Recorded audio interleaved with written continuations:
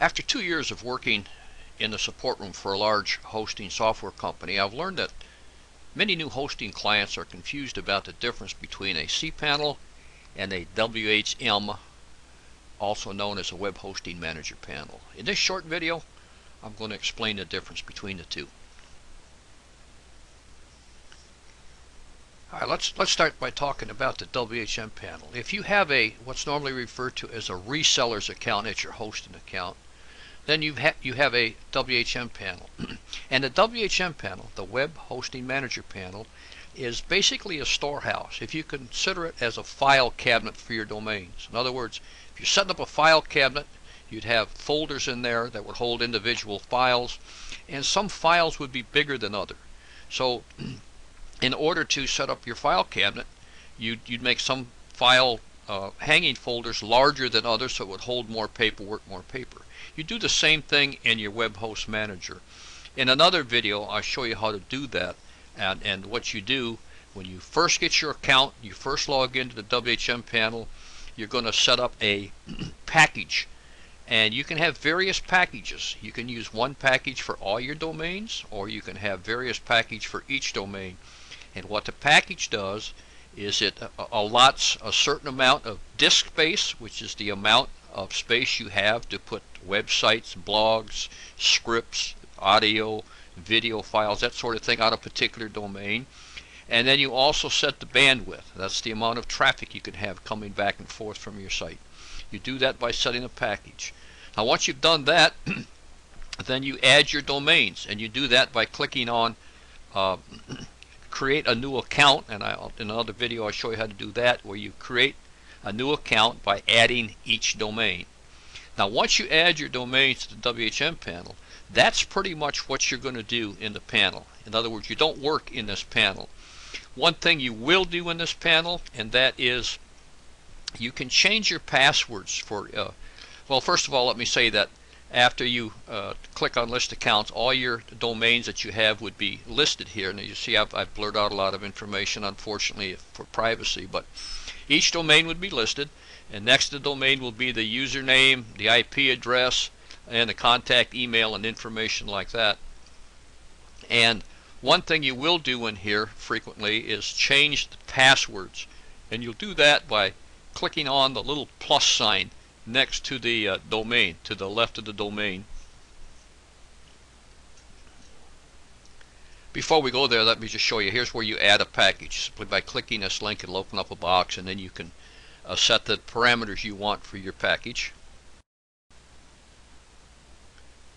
Now when you click that plus sign that's to the left of each one of your domains, this little box opens up, and you simply put in your new password and click on change, and that'll change. Now you know that each domain that you add to the WHM panel has its own separate cPanel, and each cPanel has a separate username and password.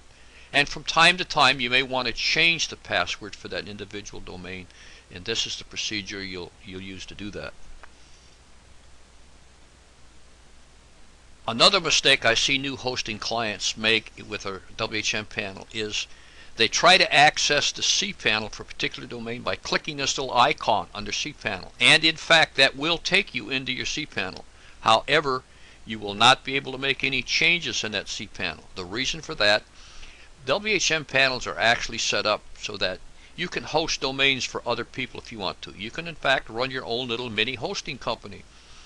And let's assume that you are hosting a domain for someone else, and you press this icon and get into the cPanel, and you accidentally make some change. Well, you're going to have an upset customer. So this allows you as the panel manager to log into any cPanel and look at various functions in there, such as the disk space used and the bandwidth used and email addresses and things like that, but you will not be able to make any changes. To get into your cPanel, you use a different method. So basically, if you'll remember, the WHM panel is the file cabinet for your domains. This is where you come in and add your domains. You can come back and change the package size. You can modify the domains. You can cancel accounts. You can add accounts. You can change passwords. And basically, that's what you're going to do in here. The cPanel is the workhorse. That's where you actually do all the work. probably the easiest method to access your cPanel, although there are other methods, is to simply type in your domain name, whatever it is, whether it's a .com, .net, .org, .info, whatever it is, / and then the word cPanel. When you do that, a box will open up asking for a username and password. And remember that each domain that you add to your WHM panel has a separate username and password for the separate cPanel.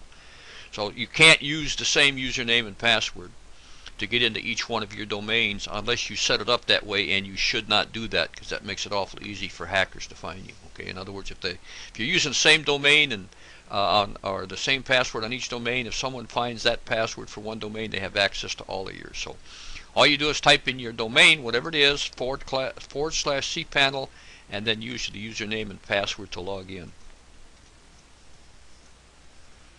Now this is what you find when you finally do log into the cPanel. And if you'll simply remember that the WHM panel is the file cabinet, that's where you store your domains. The cPanel, that's the power tool of each domain. This is where you can do many things. You can set email addresses, you can check your webmail, you can change passwords in here, you can park domains. Usually you won't use add-on domains with a web host manager, but you will use subdomains. You have a file manager in here that allows you to upload and download files. You can use Fantastico to install WordPress blogs and many other features. There's just everything that you need to do to operate with your domains, you can pretty much do inside the cPanel.